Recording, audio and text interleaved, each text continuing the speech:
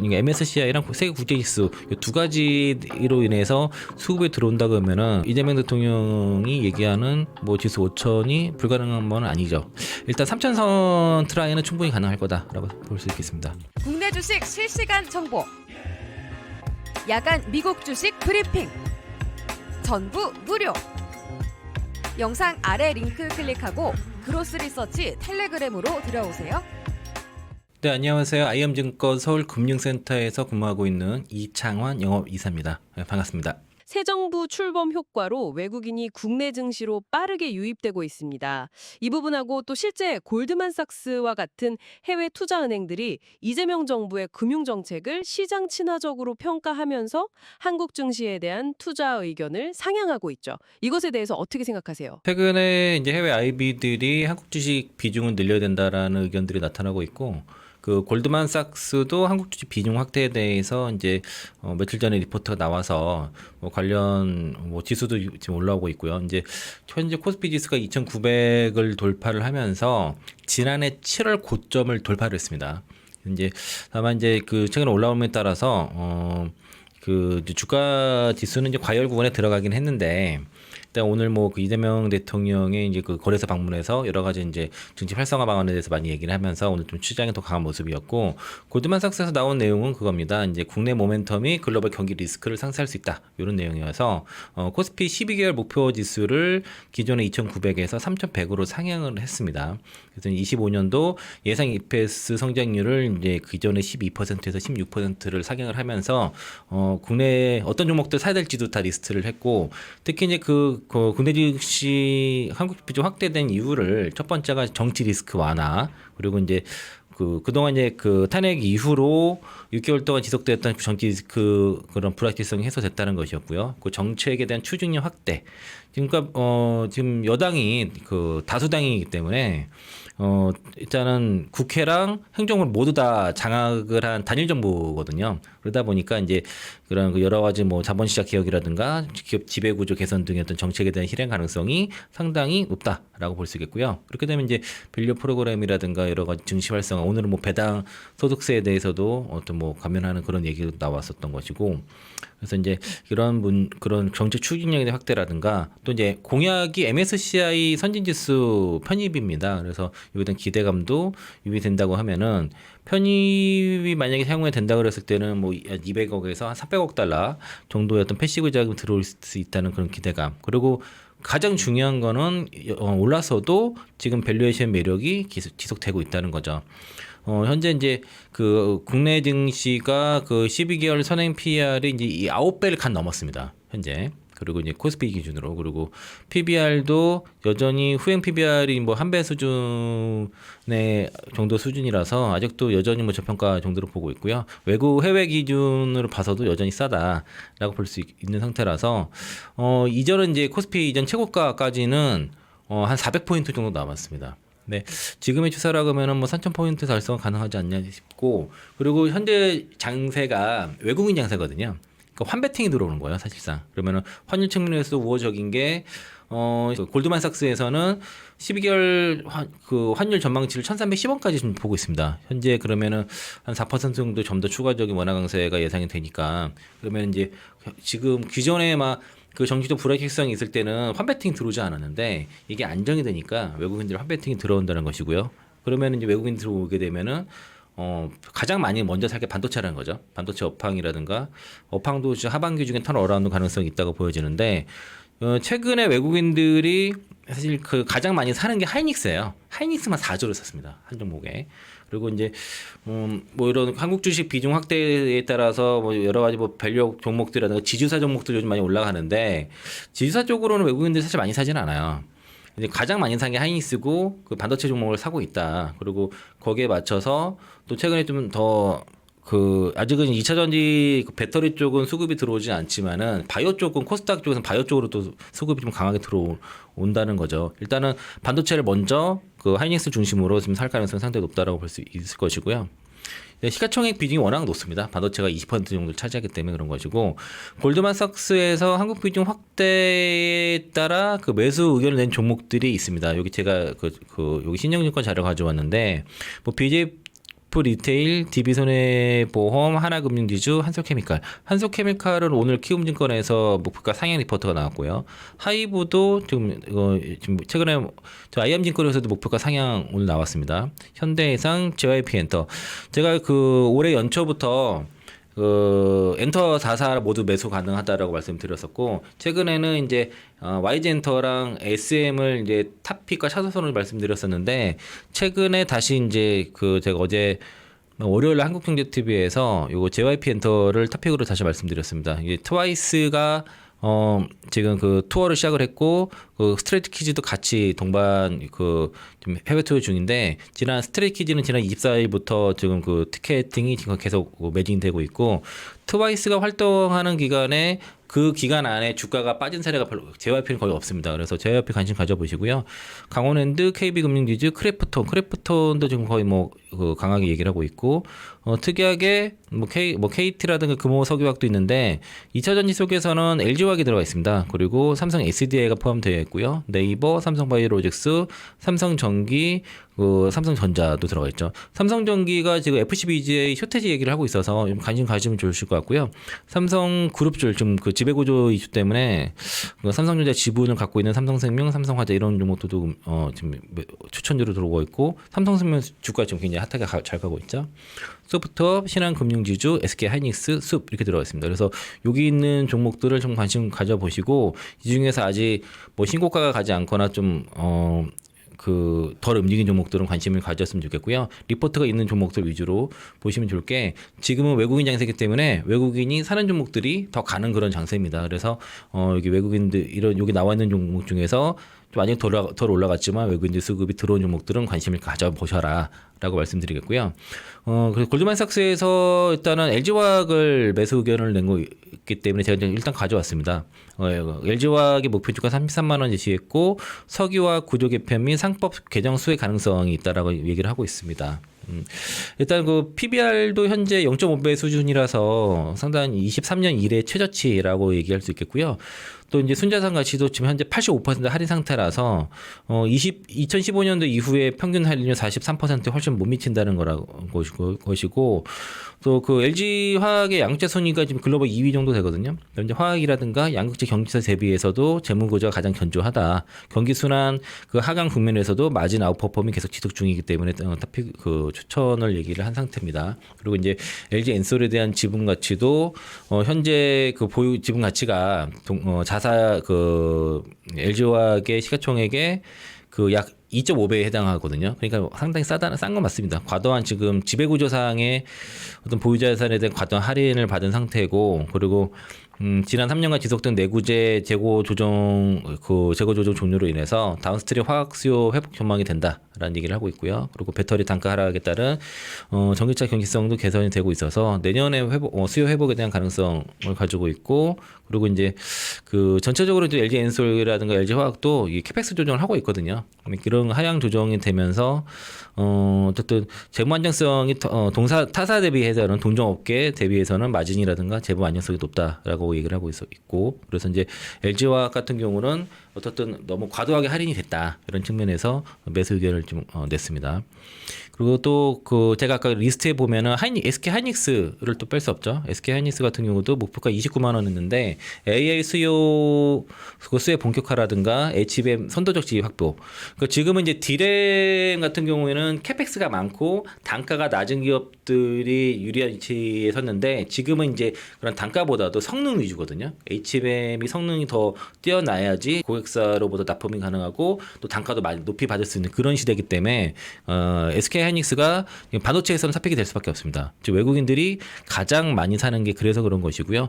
또 이제 이재명 정부의 반도체 산업 정책이 기존보다 실행 가능성이 상당히 높은 쪽으로 제시를 하고 있어서 여기에 대해서 이제 지금 어쨌든 골드만삭스에서 SK 하이닉스를 얘기를 하고 있고, 또 하이브 아까 제가 말씀드렸죠. 하이브도 34만 원 목표가 제시했는데 저희 IM증권에서도 36만 원 지금 제시하고 있습니다. 어쨌든 BTS의 멤버가 지금 다 그 다 군 제대해서 이제 올해 그 6월 20일까지 다 제대를 완료하고 나서 완전체로 돌아가기 때문에 뭐 BTS만 가도 연간 영업이익 5천억도 가능하니까 일단 BTS 존재가 뭐 그 방시혁 의장의 어떤 그 악재를 충분히 커버할 수 있을 거라 생각이 들고요. 이건 좀 제 개인적인 의견이고 어쨌든 BT 그 하이브의 현재 그 업종에 대해서 그 해당 업종의 구조적 성장이라든가 여러 가지 그 시너지 효과를 봤을 때는 그 탑픽으로 얘기를 하는 것 같습니다. 그래서 이제 중국 쪽의 리오프닝에 대한 기대감도 여전히 있다라고 볼 수 있겠고요.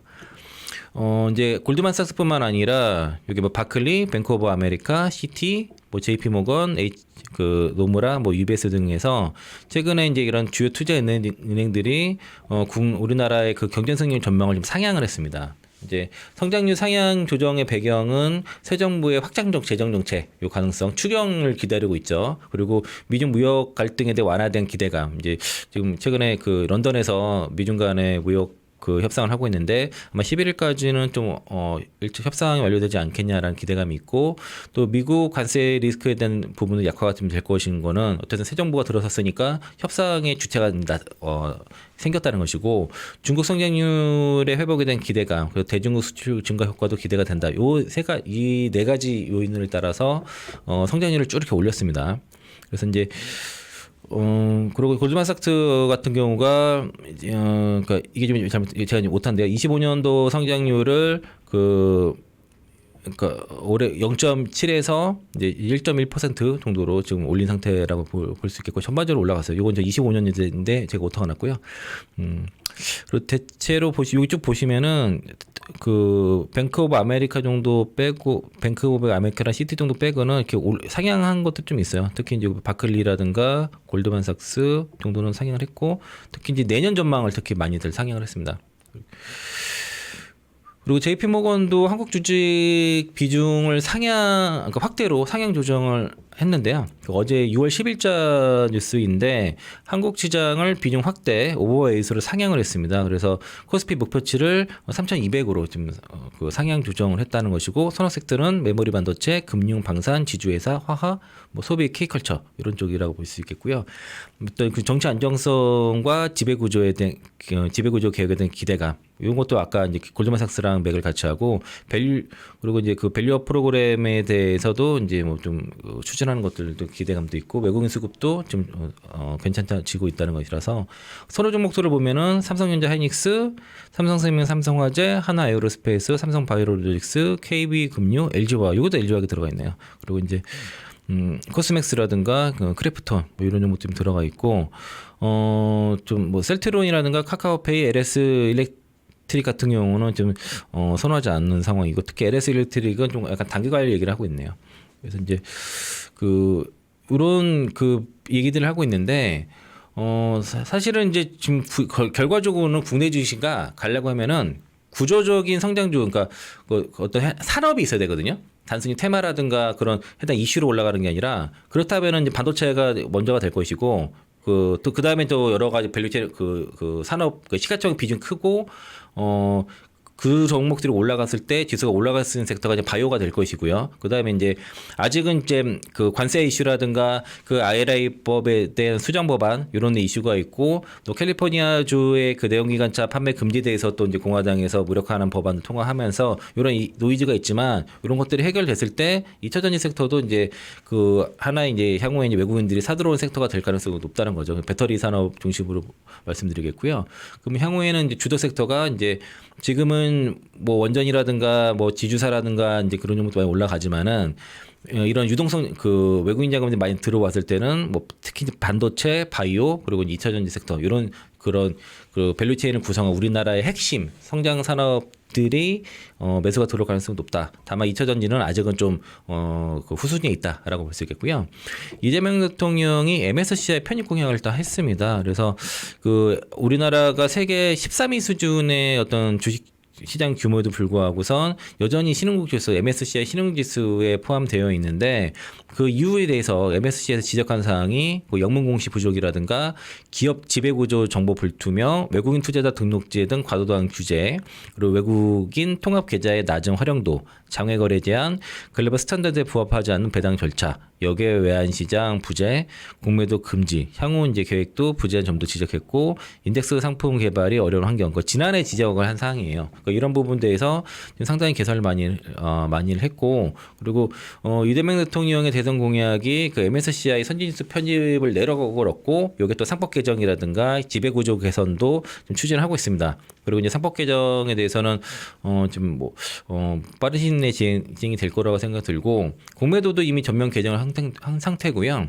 6월 2일부로 거래소에서 그 파생 상품 시장에 대한 그 시장 조성자 그 공매도도 허용을 다시 했습니다. 그래서 이제 이런 공매도 부분이라든가 기업 지배 구조 개선, 또 외환 시장도 지금 새벽 2시까지 연장을 했고 NXT 같은 것도 통해서 좀 거래 시간도 더 늘렸습니다. 영문 공시도 확대를 하고 있고 지수 상한권도 개방해서 올해 그 지난해 하반기부터는 이제 그 부분 개방을 하고 있는 그러니까 올해 하반기죠. 올해 하반기부터는 부분 개방을 하고 계획이고요. 그리고 그 이번 달에 이제 그 6월 달에 MSCI 연례 그 시장 분류에서 관찰 대상국 등재 가능성이 거론이 좀 되고 있습니다. 근데 일단은 여기 만약에 일부 요건이 안 돼서 미뤄질 경우에는 뭐 가능성도 있지만은 일단은 이번에 이제 그 관찰 대상국 지정이 된 다음에 한 1년 정도 심사를 거치고 나서 28년쯤에 선진지수 편입 예상이 된다는 것이고 편입이 될 경우에는 약 75조 규모 뭐 외국인 투자 자금 유입이 가능하다 뭐 예상된다. 골드만삭스 분석이 있었습니다. 일단은 이제 여기 위치리스트만 등재만 해도 국내 시장이 상당히 호재가 될 겁니다. 그러면은 뭐 여전히 외국인들 자금이 이게 들어올 것이고 또 이제 우리가 세계 국제지수 편입도 된 상태이기 때문에 그 자금도 내년에 들어오거든요. 원래는 올해 11월 달부터 들어올 예정이었는데 그게 좀 미뤄져서 내년이긴 하나 그러니까 MSCI랑 세계 국제지수 이 두 가지로 인해서 수급에 들어온다 그러면은 뭐 이재명 대통령이 얘기하는 뭐 지수 5천이 불가능한 건 아니죠. 다만 이제 뭐 간다는 게 뭐 확실한 그 보장이 있다는 건 아니지만은 일단 3,000선 트라이는 충분히 가능할 거다라고 볼 수 있겠습니다. 준비한 내용은 여기까지고요. 오늘 날짜가 6월 11일이거든요. 오늘이 이제 2,900을 돌파해서 이제 그 지난해 그 7월달 고점을 코스피가 돌파를 했는데 지금 코스피가 많이 올라가고 코스닥이 상대적으로 못 갔어요. 그러면 이제 코스닥 같은 경우가 더 올라가려 그러면은 오늘 보여준 것처럼 확실히 바이오 섹터가 올라가야 됩니다. 그러니까 바이오 섹터가 시가총액 비중이 지금 훨씬 높아졌기 때문에 오늘 엔터주는 좀 쉬었지만은 바이오에서 뭐 알테오젠이라든가 이제 오늘 비만 관련 치료제가 많이 올라갔습니다. 뭐 삼천전제약, D&D 파마텍 그리고 뭐 인벤트리랩 등등 올라갔는데 일단은 그 코스닥 종목들 위주로 만약에 투자하신 분들은 바이오 섹터 비중이 높으셔야지 상대적으로 수익률에서 처지지 않을 것 같고요. 그리고 그 코스피 종목들 위주로 뭐 조선주라든가 방산이라든가 아니면 지주사 또는 이제 요즘 두산그룹주 많이들 갖고 계시거든요. 뭐 두산 뭐 에너빌리티 이런 거 갖고 많이 갖고 계시는데 뭐 그런 거 갖고 계신 분들은 크게 그러니까 수익률 차원에서는 많이 이렇게 처지지는 않을 겁니다. 다만 이제 지금 그 유동성 장세가 시작이 되면서 기존에 이제 조선이나 조선 쪽 종목들 그런 종목들이 조금씩 지금 잘 안 가고 있어요. 그래서 이제 거기에만 편찬할 게 아니라 지금 제가 좀 제안드리는 거는 바이오 쪽의 비중을 좀 갖고 계셔야 된다. 그러면은 이제 특히 2차 전지 위주로만 갖고 계신 분들은 그대로만 가기에는 제가 작년 4분기 때부터 2차 전지만 갖고 가기에는 좀 소외될 가능성이 좀 상당히 있어 보인다. 그러니까 1분기 실적 보고서 판단하자 했는데 보니까 2분기 보고서도 봐야 된다. 이런 상황이니까 여전히 2차 전지 갖고 계서는 좀 쉽지 않다. 그러면 이제 좀 다른 포트에서도 좀 이동해서 그쪽에서 수익을 내면서 버텨야 된다. 그렇게 말씀을 드려왔는데 그러한 관점은 계속 유지하도록 하겠습니다.